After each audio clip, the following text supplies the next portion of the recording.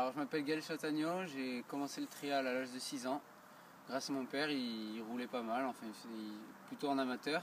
Et moi j'ai pris goût au trial et voilà, j'ai 16 ans maintenant. Donc, ça fait pas mal de temps que je m'entraîne, assez sérieusement. Je le fais beaucoup en semaine, pas mal le week-end. Je m'entraîne le plus possible. Je fais beaucoup de compétitions, les ligues, le France. Et j'ai décidé de, on va dire, redoubler mon année en S2 pour le titre que j'ai eu assez facilement, le titre S2, le titre cadet et plusieurs autres titres en équipe et tout. Et ça a fait que Thierry Michaud m'a vu et m'a proposé de rentrer dans l'équipe de France de trial. J'ai eu la chance de pouvoir rentrer dans l'équipe Sherco Academy depuis maintenant à peu près un mois. Donc je vais remercier toutes les personnes qui m'aident car je suis vraiment satisfait de mon nouvel entourage. À commencer par Didier Valade qui met beaucoup pour moi, qui donne beaucoup pour moi. Jérôme Delair pour tous ses entraînements et tout ce qu'il fait pour nous. Aussi Jeannot Erhardt pour les préparations sur la moto. Et tous mes collègues d'entraînement, Benoît Bencaz, Cédric Tempier. Il y a vraiment un bon esprit d'équipe et je suis vraiment satisfait de ce nouvel entourage. Donc pour les objectifs de ma future année en 2013, je ne sais pas encore ce que je vais faire, soit l'Open, soit le S1. Donc Didier Valade m'a plutôt conseillé de rouler en Open. Je pense que je vais faire ça, je vais reprendre la 125 pour le championnat de France et pour le mondial. En mondial, je vais faire du mieux que je peux, j'attends les résultats les meilleurs résultats possibles. Et voilà. Donc je vais participer au mondial en entier, ça veut dire que je vais aller au Japon, aux États-Unis et sur toutes les autres manches en Europe, la République tchèque, l'Angleterre, la France, l'Italie, l'Espagne, l'Andorre. Et je vais essayer de faire la meilleure saison possible, j'ai un bon entourage, j'ai tout ce qu'il faut pour y arriver. Maintenant il faut que je m'entraîne et que je fasse du mieux que je peux.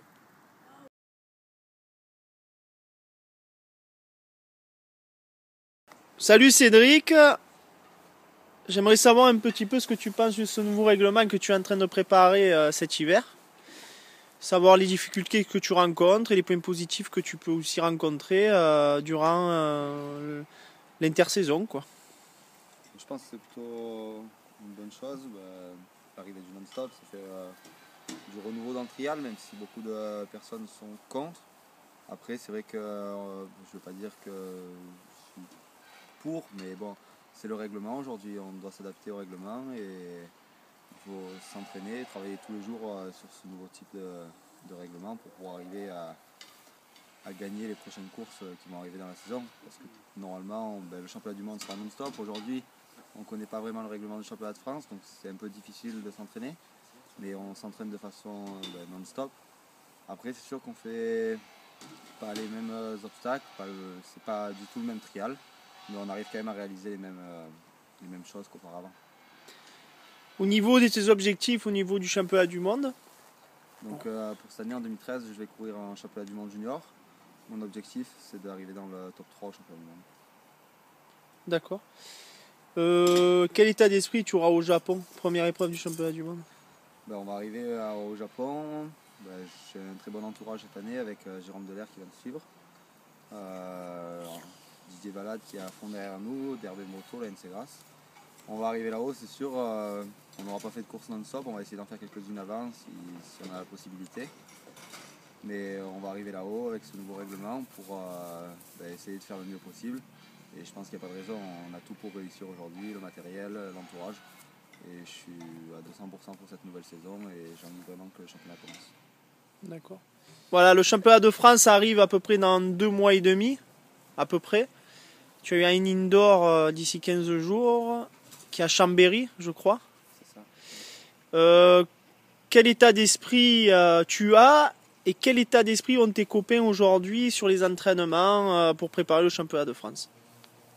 Aujourd'hui, je pense que c'est assez difficile par rapport au championnat de France parce qu'on ne connaît pas vraiment le règlement. On a quelques personnes de la fédération qui nous disent qu'autant on n'aura pas du non-stop, peut-être qu'il y aura du non-stop. Donc difficile pour nous de savoir vraiment qu'est-ce qui va nous arriver en championnat de France. Mais bon, aujourd'hui, on s'entraîne des deux façons, en non-stop et en s'arrêtant. Donc après, on aura le règlement qu'il y aura, on sera obligé de s'adapter. Après, je pense que mes principaux adversaires, que ce soit Alexandre Ferrer, Loris Vivian, Benoît Danicourt ou bien Maxime Bouranguen, ils s'entraînent en non-stop. Je pense que tout le monde s'entraîne en non-stop pour vraiment arriver le plus fort et montrer qu'il a travaillé le plus pendant la période hivernale pour être là et être devant ses adversaires. Mais je pense que le championnat sera toujours autant relevé et le niveau de difficulté sera le même. D'accord. Et au niveau, on va dire, dans ton entraînement, est-ce qu'il y a des choses qui sont différentes? Est-ce que tu abordes plus tel ou tel exercice, telle ou telle technique? Qu'est-ce qui s'est passé durant ces 2 mois-là? C'est vrai qu'on se rend compte qu'on refait quelques zones qu'on réalisait auparavant tout en s'arrêtant. On se rend compte qu'aujourd'hui, avec le nouveau règlement de non-stop, on est capable de réaliser les mêmes choses tout en roulant. Après, c'est vrai que c'est différent. Tout ce qui est prise d'élan, il faut partir d'un peu plus loin. Mais ça apporte une nouvelle technique au trial et je pense que c'est pas mal. Est-ce que tu penses qu'un urbain, c'est faisable en non-stop? Non, après je pense qu'il faut faire la différence entre le trial indoor et l'outdoor. Je pense qu'il faut qu'il y ait un règlement vraiment adapté. En championnat de France outdoor ou championnat du monde outdoor, le non-stop il soit, je pense que c'est pas mauvais. Mais après il faut que l'indoor reste vraiment l'indoor. D'accord.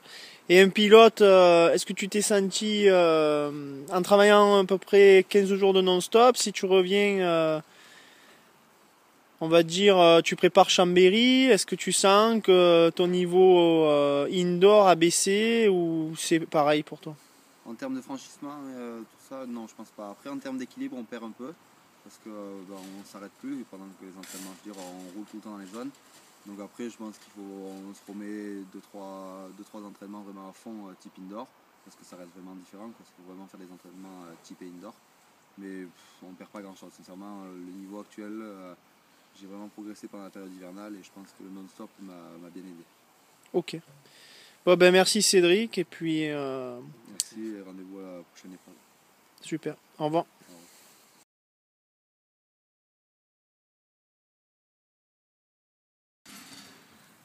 Salut Benoît, voilà une petite interview de son entraîneur.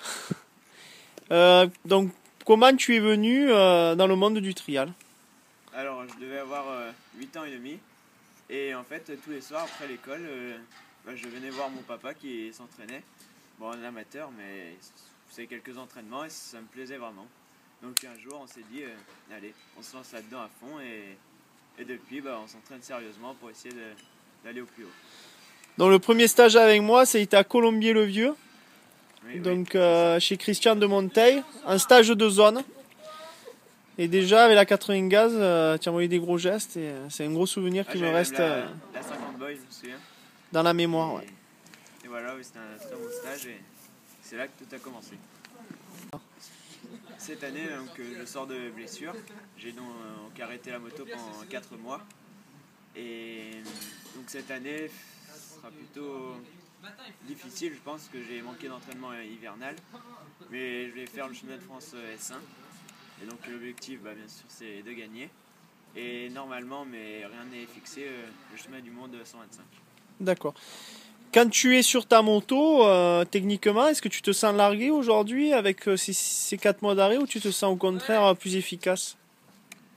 Non, pas largué, parce que par rapport à mes concurrents, je garde ma place, quoi. Je suis toujours à un bon niveau. Et donc jusque-là, ça va. Tout va bien. Et au niveau des genoux aujourd'hui, tu te sens encore un petit peu touché par cette blessure ou ça va de mieux en mieux? Je reprends tranquillement, j'essaye de ne pas réenflammer le problème. Et donc tranquillement, sans trop forcer, je reprends la moto. Ok. Alors j'ai intégré le team Sherco et la Sherco Academy il y a 2 ans. Et donc jusqu'à maintenant, on fait énormément de stages. Et Didier Valade nous aide beaucoup à niveau budget, tout ça. Après pour les entraînements, donc Jérôme Delair est présent avec nous. Il nous entraîne, il y a des très bons pilotes comme Cédric Tempier, Jean Ferrer, Gaël Châtaigneau ou Pierre Sauvage. Et donc on est vraiment soudés, une bonne équipe et tout ça fait que nous nous entraînons vraiment bien. D'accord. L'ambiance au sein du team? C'est vraiment une très bonne ambiance. On s'entend tous bien, très bons copains et c'est excellent. D'accord. Voilà une petite question comme Cédric Tempier tout à l'heure. Au niveau du non-stop, quelle sensation tu as? Qu'est-ce que tu découvres? Qu'est-ce qui se passe sur ta moto?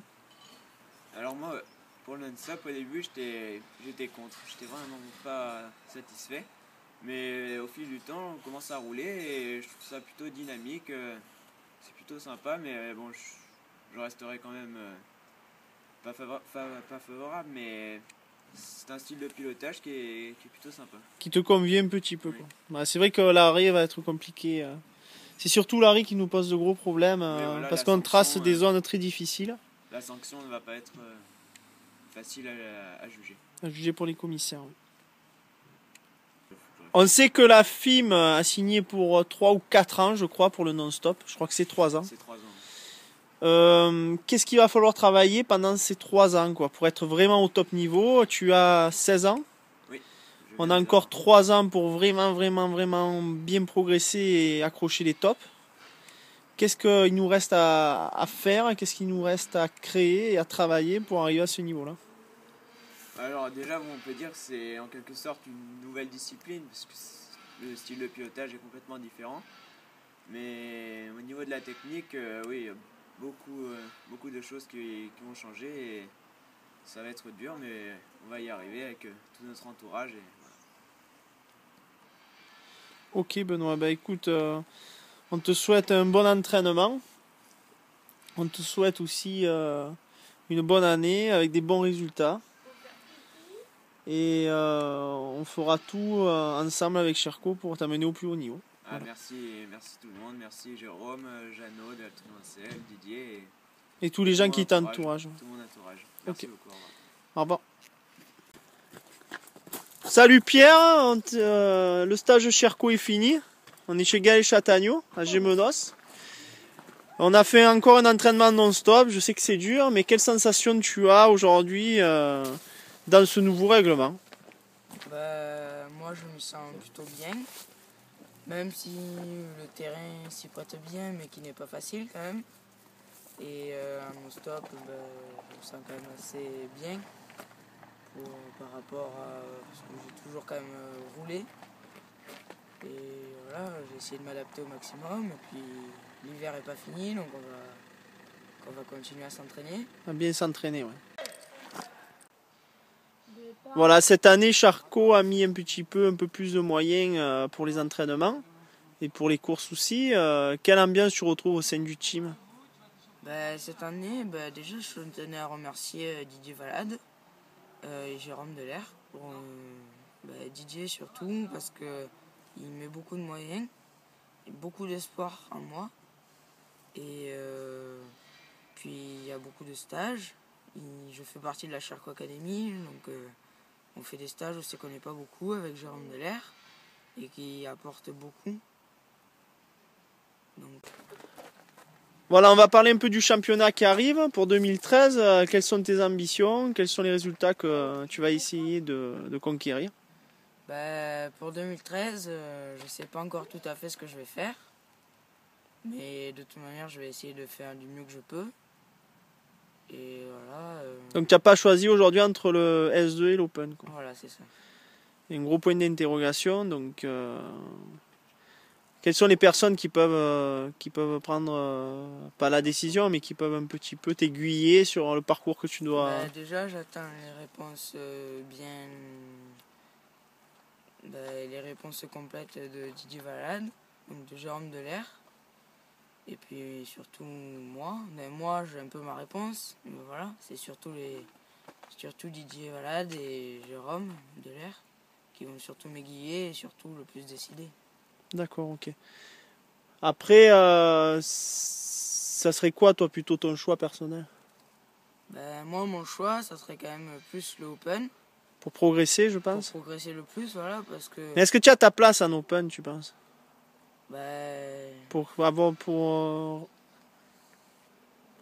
Ça, je sais pas trop. Après, même si je voudrais faire le mieux que je peux.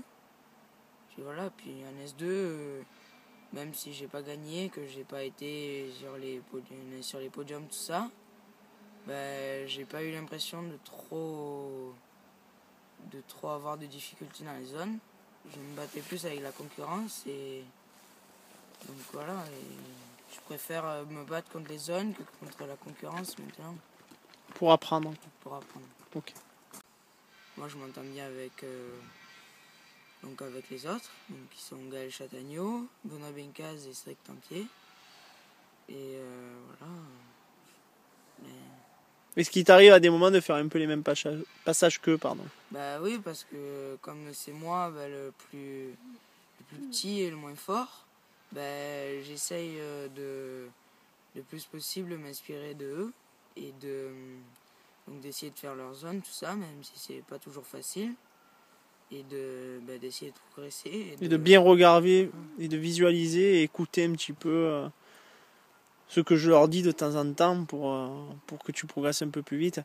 Je pense qu'en non-stop aujourd'hui, il faut être basé vachement sur l'écoute du moteur et surtout sur le visuel de la vitesse de passage, où on doit accélérer. C'est encore plus précis qu'avant, parce qu'avant on pouvait s'arrêter. Aujourd'hui, il faut être fluide, précis et efficace de suite.